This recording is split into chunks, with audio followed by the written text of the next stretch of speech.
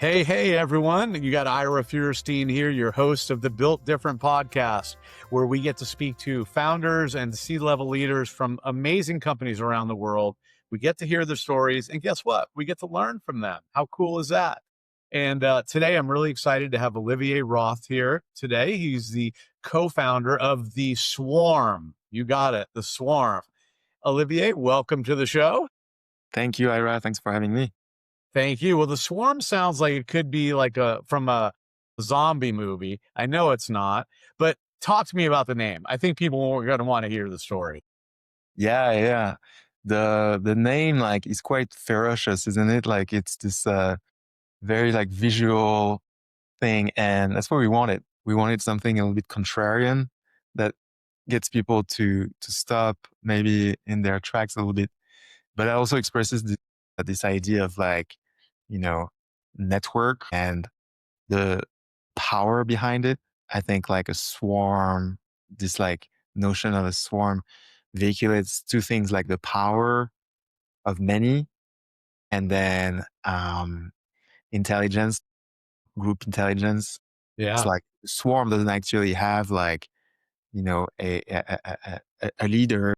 A swarm operates on its own, and sort of that's this idea that the network will create value on its own. That's cool. So yeah, and I pushed back initially. I said maybe we should find something more um, traditional. The CEO co-founder David a few years ago was like, it is contrarian, and that's the goal. I was like, okay, and Love it. it makes this impact. I loved it. I love the name. I love it. I love it. I would never change that. But so tell everybody about what the company does. Give us the elevator pitch. Yeah, so we're essentially a data company. We're a relationship data company. What it means is we've built an algorithm that maps people's relationships, and it does it in a way that you can combine relationships at a company level. You're a startup, for example, you have investors, you have advisors, you have customers, you have partners, you have your executive team, your employees, and all of those people, they're interested in the success of your company to some extent. They know of you, of course, and they're interested in your success. All of the people they know is this incredible, universe of relationships that mostly remains untapped. And so the swarm mission is to map those swarms around each companies, right, of relationships, and then let you as the user tap into that data. So use cases would be sales, of course, is number one. Now I can see the network of my investors, of my advisors, of my partners, my customers. Now there's this invisible pipeline of opportunities that basically gets revealed to you. You can tap into that. Investors use our VCs use the swarm a lot, because they're about network and they use it for different use cases and so on. I can dig into that. And then there's recruiting tech companies. You can see who knows who. You have a talented candidate or a placed candidate or a successful hire. You can go and ask them for referrals into the network. So sales is the main one, go to market is the main one, but you can see how this is a network mapping technology. So the use cases are quite broad. And it's for at the startup level, it's company building overall. It's the best way to build a company is to lean on your limited resources, and your network is one of the most underutilized ones. That's why we built this thing. It's cool. That's cool. It's so unique, because, you got companies out there like LinkedIn and stuff, but it's very sterile, and there's not a ton you could really do with it to get to the rest of all the connections. Like, Right. LinkedIn, everybody thinks how are you guys different from LinkedIn? And it's been 4 years we launched this, and I dissected this topic quite a lot. I'll give you the cliff notes. Basically, LinkedIn is great to build an audience, but not so much to build a network. You have some of the people that you trust the most, that you have the most shared experience with. They are not your LinkedIn connections. Former colleagues, for example, your former colleagues, they may or may not be on LinkedIn. You have like, and the opposite is true too. You have like people that you've met once at a conference that added on LinkedIn. The result is the same. It's like you're connecting on LinkedIn, which is a binary thing. It's either on or off. And there is no notion of like strength of that relationship. And that's one of the things that we built in is the strength of relationship based on, for example, you worked together in the past for a long period of time. That's a stronger relationship. And we pick up different signals to establish that. And LinkedIn is great for like, yeah, content, learning, audience building, marketing, all of that. But we were kind of sold the false promise that it's your network. It's just very like fine, very narrow, you know, Yeah. aspect of your network. Yeah, I get it. I get it. So walk me through your role and how it fits into the bigger picture. I believe you're chief growth officer too, co-founder and chief growth officer. Yeah, yeah. Okay. So I'm focusing on like demand generation. I'm focusing on, you know, well, all the things from like, you know, branding, positioning, messaging, and then like demand generation is like a big bucket, of course, that goes through content, diverse like email and marketing campaigns and advertising campaigns and things like that. And then as a co-founder, I also work through the funnel on like some of the sales. I manage the sales team right now, and I work hand in hand with our CEO. The CEO is oftentimes like closing the deals, right? He's the CEO. He's like the one like, and the bigger deals, like you know, he's taking and closing, and then I work with the product team on that, like you know, well, it's like a two-way street. It's like, what are we building? How do we communicate on that? How do we build awareness around that? And then like also like quite involved with the product because I talked to a lot of the leads that come through. So I create that feedback loop with the product team, features that people request and so on and so forth. It's a startup, so that's a lot of hats. And I wouldn't Yeah. do it any other way, you know, but that's what the chief growth officer does in like a seed stage startup. That's how you have to do it.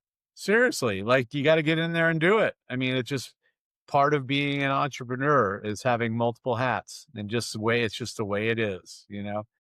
Some people are fortunate to have big, huge investments coming in right away. Maybe you don't have to do that, but you know, to me, it's always been very valuable to be able to do that because then you get to really learn what's happening in different parts of the business. Yeah.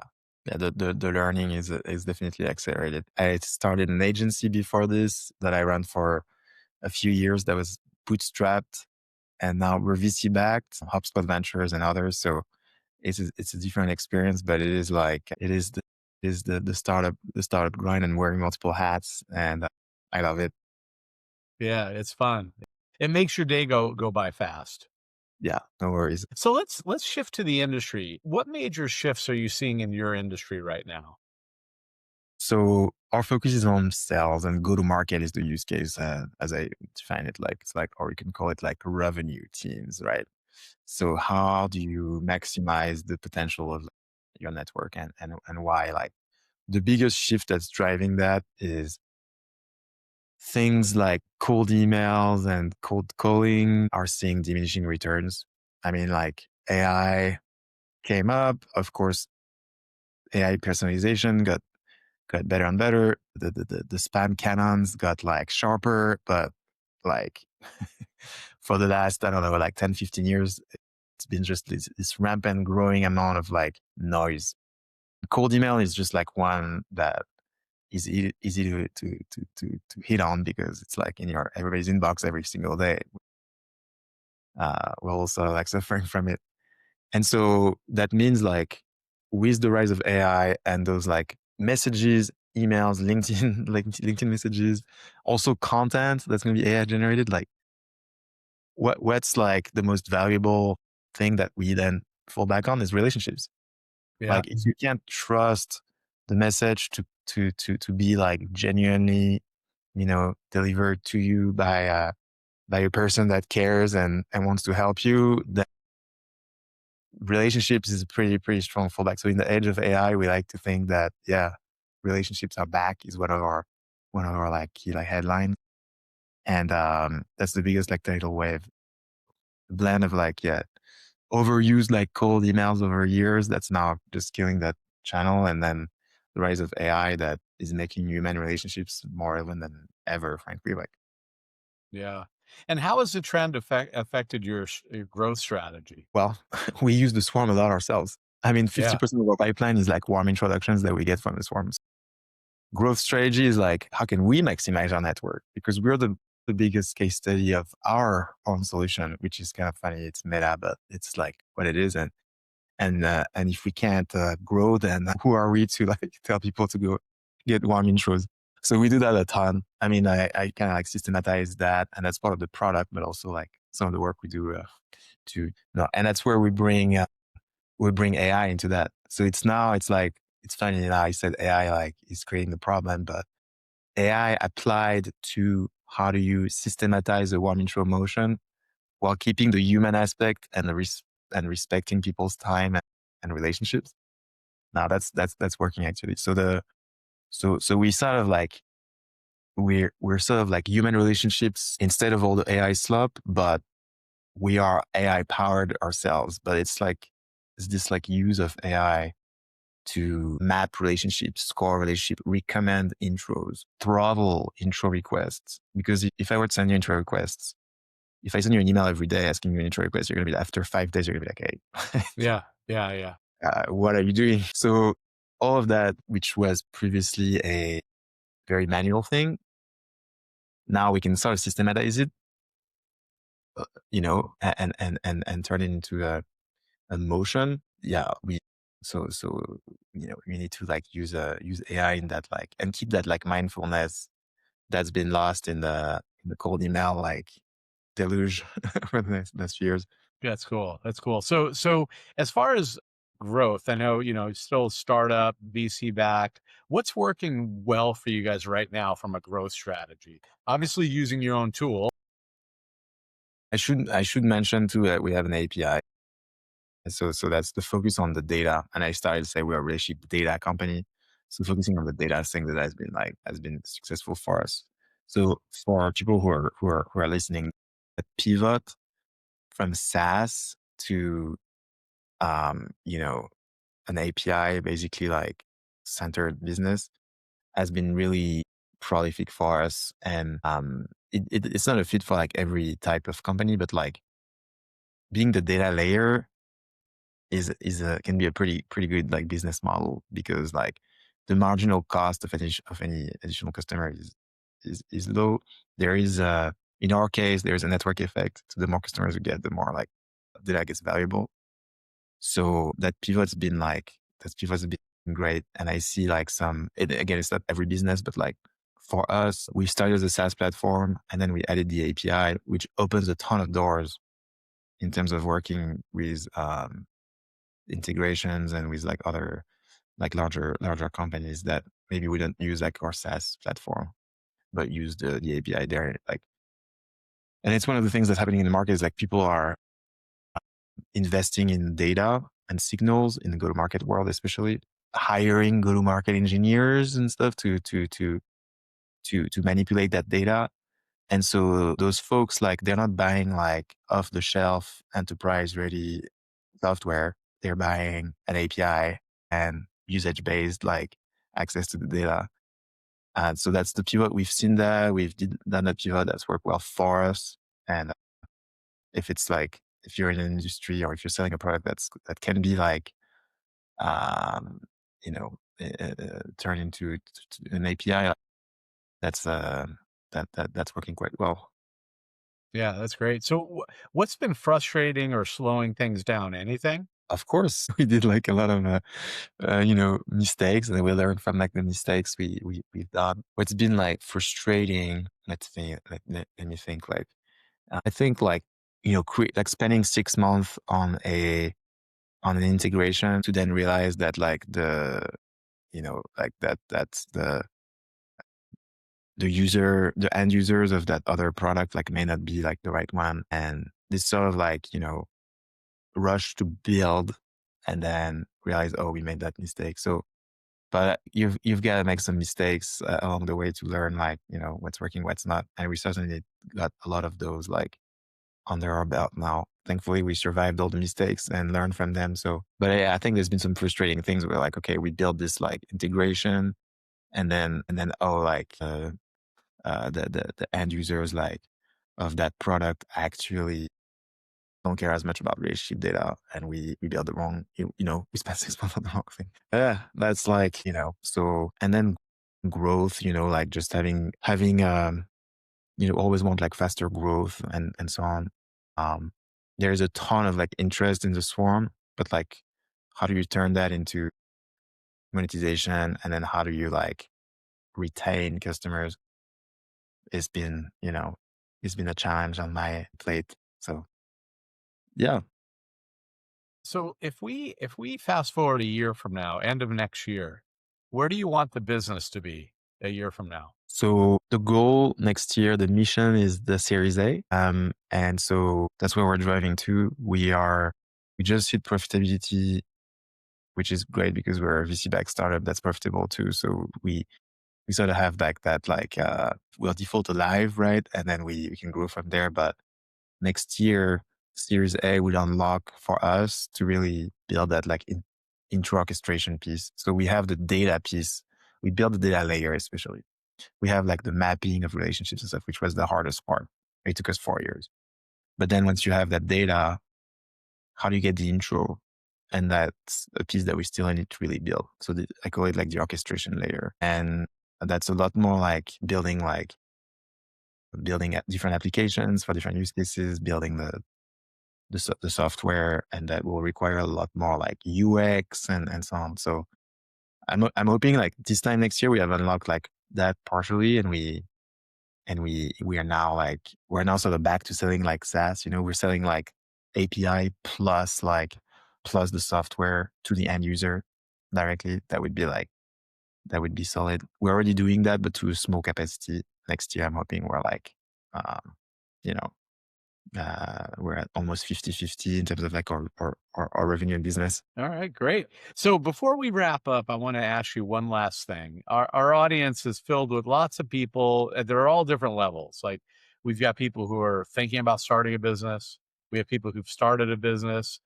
We've got people who've been in a business for a while, but they're struggling. So there's a lot of need for ideas. And I always like to ask for one tip that's helped you grow the swarm, something that's real that somebody can literally put into practice like this week.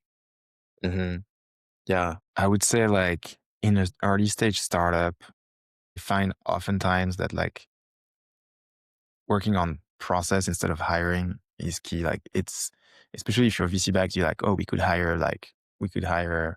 a head of design, a head of product, we could hire a head of community, we could hire like XYZ. And it's so tempting, and I would really keep like the team lean as much as possible. Like we raised like 9 million total.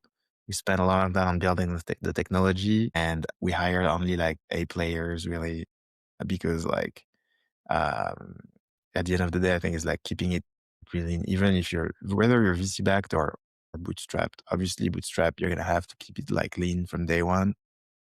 And I have this experience of like building the agency like bootstrapped. So I kind of like, keep things like lean, but you really only want to hire when like things are breaking at the seams, and very strategically hire really, yeah, hire really slow. They say hire slow, fire fast. I think if you hire slow, you don't have to fire, or you fire slow too, I mean, I, if you hire slow, if you hire slow enough, like you don't need to fire. So that's my advice, on company building, I guess. So Yeah, that's awesome. That's solid. Thanks for sharing that. Appreciate it. thank you. Thank you for having me. I appreciate that. So everyone, if you enjoyed this conversation, which I'm sure you did, because who wouldn't like a talk with the guy from the swarm, right? Make sure you like the video, you subscribe, share it. Make sure you connect with Olivier on LinkedIn, because I'm gonna put his link in the post, along with check out their website. It's a really great product, doing some really innovative things in relationship management. So make sure you go check them out. Olivier, thanks again for joining me today. You were awesome. Thank you so much, Ira. It was a pleasure speaking with you. Really appreciate It you was having me. fun. It was fun. Now, everyone, you know what to do. Get out of YouTube, get out of LinkedIn, and actually go make something happen. Because you can watch this stuff all you want, but if you don't go do something about it, you're going nowhere. Talk to you next time.